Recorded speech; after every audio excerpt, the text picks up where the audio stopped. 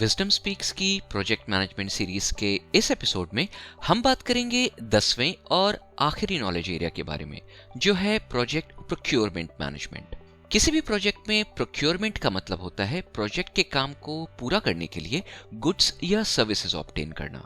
हर project को पूरा करने के लिए ह्यूमन रिसोर्सेज के साथ साथ मटेरियल रिसोर्सेज की भी जरूरत पड़ती है, जो या खरीदे जाते हैं या किसी कॉन्ट्रैक्ट के तहत रेंट पर लिए जाते हैं।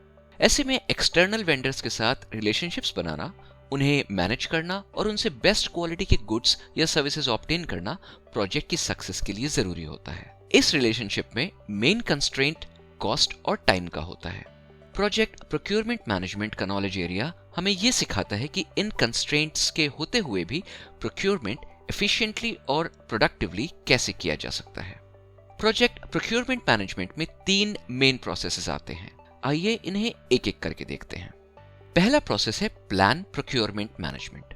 इसमें कुछ बेसिक क्वेश्चंस के आंसर्स कलेक्ट करके एक प्रोक्योरमेंट मैनेजमेंट प्लान बनाया जाता है। तो सबसे पहले यह सोचा जाता है कि प्रोजेक्ट के दौरान कौन कौन से मटेरियल्स और सर्विसेज की जरूरत पड़ेगी। फिर उनकी सारी स्पेसिफिकेशंस नोट की जाती है, जिसमें क्वालिटी रिक्वायरमेंट्स भी शामिल होती हैं। एग्जाम्पल के लिए अगर हम एक बिल्डिंग बनाने के प्रोजेक्ट के बारे में सोचें और स्ट्रक्चरल मटेरियल्स की बात करें, तो रिक्वायरमेंट्स में सिर्फ लोहे का सरिया नहीं लिखा जाएगा, बल्कि यह भी लिखा जाएगा कि किस ग्रेड के लोहे का सरिया यूज किया जाएगा, उसकी मोटाई कितनी होगी और उसकी लोड बेयरिंग कैपेसिटी कितनी होगी। फिर यह भी देखा जाता है कि क्या चीजें इंटरनली कॉस्ट और टाइम के दायरे में रहकर बनाई जा सकती हैं या सोर्स की जा सकती हैं, और किन चीजों को बाहर से खरीदना या हायर करना चाहिए। इसे मेक और बाय एनालिसिस कहते हैं। उसके बाद यह आइडेंटिफाई किया जाता है कि प्रोजेक्ट के माइलस्टोन्स के हिसाब से इन गुड्स और सर्विसेज की जरूरत कब कब पड़ेगी, तो इनकी डिलीवरी कब कब होगी।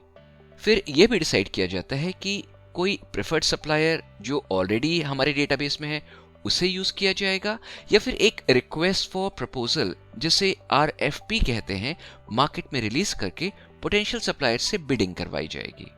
आगे चलकर इसी RFP के बेसिस पर SOW यानी कि स्टेटमेंट ऑफ वर्क बनाया जाता है, जो कि ये निर्धारित करता है कि रिक्वायर्ड गुड्स या सर्विसेज को कैसे और कब डिलीवर किया जाएगा। और अंत में यह डिसाइड किया जाता है कि अगर बिडिंग करवाई गई तो सप्लायर्स को सेलेक्ट करने का क्राइटेरिया क्या होगा। अगर एक से ज्यादा पोटेंशियल सप्लायर्स काम करने के काबिल हैं, तो क्या डिसीजन सिर्फ कॉस्ट के बेसिस पर लिया जाएगा या उनकी प्रीवियस कस्टमर्स के रेफरेंसेस या शायद किसी इंडिपेंडेंट बिजनेस रैंकिंग को भी अकाउंट में लिया जाएगा। अब आते हैं इस नॉलेज एरिया के दूसरे प्रोसेस पर, जो है कंडक्ट प्रोक्योरमेंट्स। ये इस नॉलेज एरिया का लंबा चलने वाला एक्सिक्यूशन फेज है, जिसमें RFPs को मार्केट में रिलीज किया जाता है, बिड्स इकट्ठा की जाती हैं और सप्लायर्स का चुनाव किया जाता है। वेंडर्स के साथ नेगोशिएशन इसी प्रोसेस के अंदर होता है और कॉन्ट्रैक्ट्स भी बनाए, पढ़े और साइन किए जाते हैं। और इसी प्रोसेस में गुड्स और सर्विसेज रिसीव किए जाते हैं और पेमेंट्स भी किए जाते हैं। तीसरा और आखिरी प्रोसेस है कंट्रोल प्रोक्योरमेंट्स। ये प्रोसेस सुनिश्चित करता है कि प्रोक्योरमेंट्स की सारी रिक्वायरमेंट्स पूरी हो रही हैं या नहीं। इस प्रोसेस में मेनली इन बातों का ध्यान रखा जाता है कि वेंडर्स से रेगुलरली अपडेट्स मिलते रहें और जो भी गुड्स या सर्विसेज डिलीवर हो रहे हैं उनके क्वालिटी चेक्स होते रहें। प्रोक्योरमेंट्स के शेड्यूल और कॉस्ट की मॉनिटरिंग भी इसी प्रोसेस में होती है।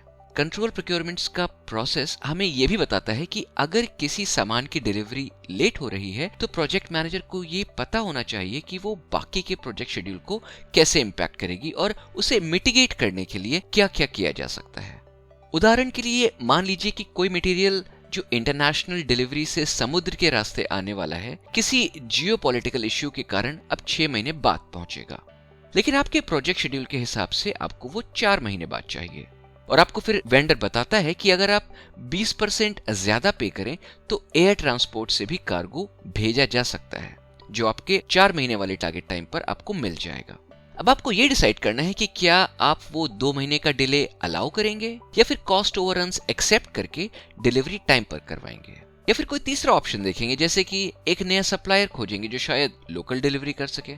एक प्रोजेक्ट मैनेजर के लिए ये सारे डिसीजंस लेना बहुत इंपॉर्टेंट है और ये प्रोजेक्ट प्रोक्योरमेंट मैनेजमेंट का ही हिस्सा है। तो ये थे प्रोजेक्ट प्रोक्योरमेंट मैनेजमेंट के 3 प्रोसेसेस। अगले एपिसोड में हम बात करेंगे प्रोजेक्ट लाइफ साइकिल के बारे में। तो उसे देखना मत भूलिएगा। साथ ही अगर आपको ये सीरीज यूजफुल लगती है तो इसे अपने सोशल नेटवर्क के साथ जरूर शेयर करिए और सब्सक्राइब करिए विजडम स्पीक्स को। जल्दी से कुछ नया सीखिए।